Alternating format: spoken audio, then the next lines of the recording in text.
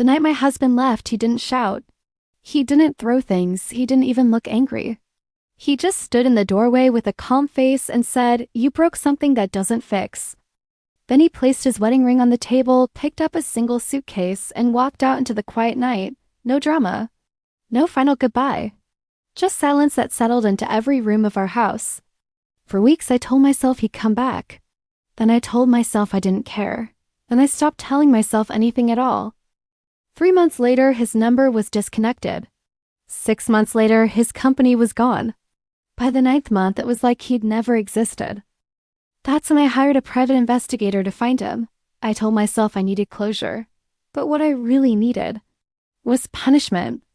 My name is Lena Torres, and for 11 years, I was the kind of wife people envied, or at least, that's what they thought. My husband, Ethan, was the sort of man who built a life out of quiet consistency. An architect by trade, a dreamer by nature. He built things with precision, houses, careers, routines. He believed structure made life safe. He was wrong. Somewhere between our 10th anniversary and our last dinner together, I stopped being grateful and started feeling invisible. Ethan worked late. I waited.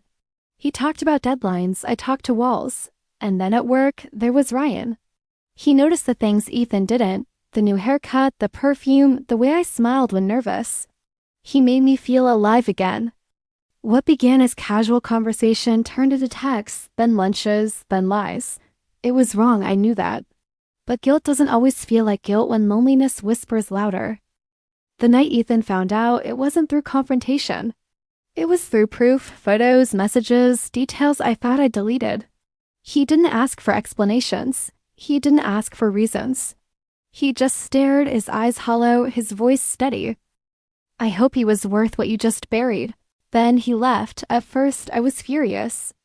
How could he walk away so easily? But when the anger faded, the silence came thick, endless, suffocating. And somewhere in that silence, guilt started to grow roots. By the time I hired the private investigator, it wasn't about finding Ethan. It was about finding the person I used to be before I lost her too. The investigator's name was Mark Lewis, ex-police, mid-40s, tired eyes that looked like they'd seen too much of human truth. He didn't ask for judgment.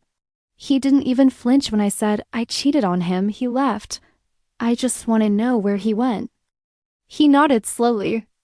People run for 3 reasons, he said. Fear, guilt, or peace. Let's find out which one's his. Weeks passed. Each day, I checked my phone like an addict waiting for a fix. When it finally rang, my heart nearly stopped. Found him, Mark said. We need to talk. We met at a quiet diner halfway between cities. He handed me a brown folder, thick with photos and handwritten notes. I opened it and saw Ethan, older, thinner, but unmistakably him. He was working construction under a different name, Daniel Cross, a small rental by the river, a pickup truck. A life stripped down to essentials. He's alive, I whispered, though I wasn't sure if that made me feel relief or regret. Mark sighed. Locals say he's quiet, keeps to himself.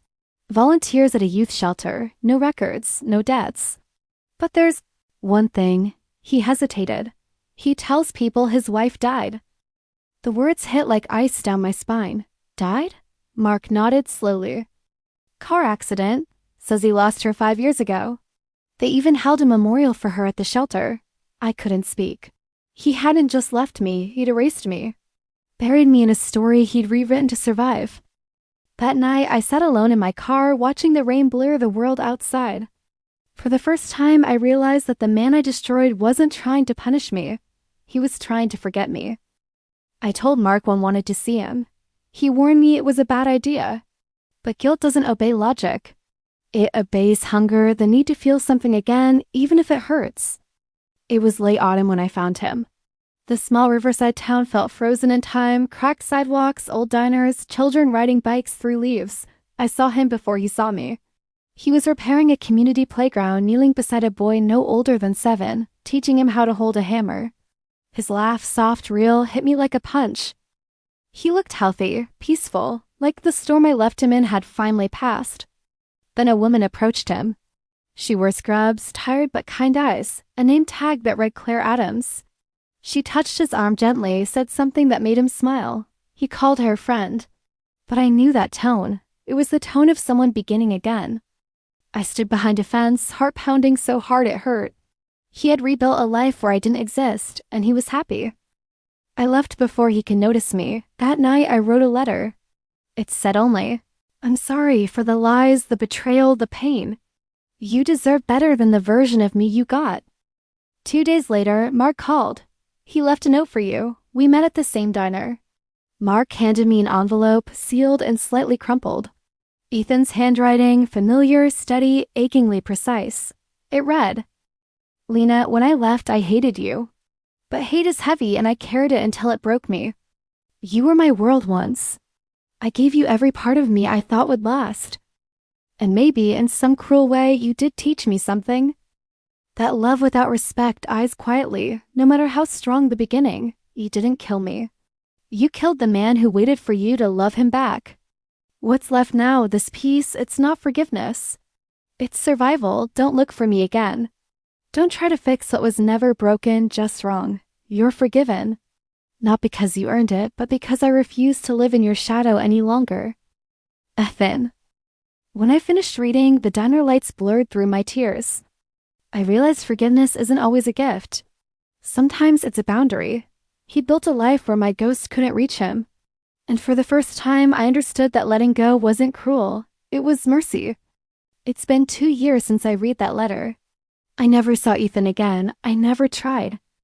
I sold our house, quit my job, and moved to a quiet town near the coast. The air smells like salt and second chances. Sometimes I dream of him, not the Ethan I lost, but the one who smiled that day by the river, peaceful, alive, whole. Mark still sends postcards sometimes. He says Ethan travels now, builds homes for disaster victims, mentors kids. He's doing what he always did, building things that last. And me? I finally stopped running from my own reflection. I joined a support group for people who destroyed the people they loved, not to seek pity, but to face truth. Every time someone says, "I wish they'd forgive me," I tell them, maybe they already did. Maybe they're just not coming back to tell you. Because I learned forgiveness isn't a reunion. It's an ending that doesn't need applause. Last month, I started teaching writing at a small community college. One of my students wrote a story about a man who disappears after heartbreak. She asked if happy endings are real. I told her, sometimes, but peace is better. Sometimes I drive by the old construction site Ethan worked at. The playground he fixed still stands. The wood faded but strong. There's a small plaque on the side. Built by hands that believed in second chances. I like to think he wrote that. When the wind blows through the trees, I imagine his voice in it, soft, free, unbroken. And for the first time in years, I can finally whisper it back. You're forgiven too. Because maybe that's the truest ending to any story like mine. Not reconciliation, not revenge. Just the quiet acceptance that sometimes the love we destroy grows better in our absence.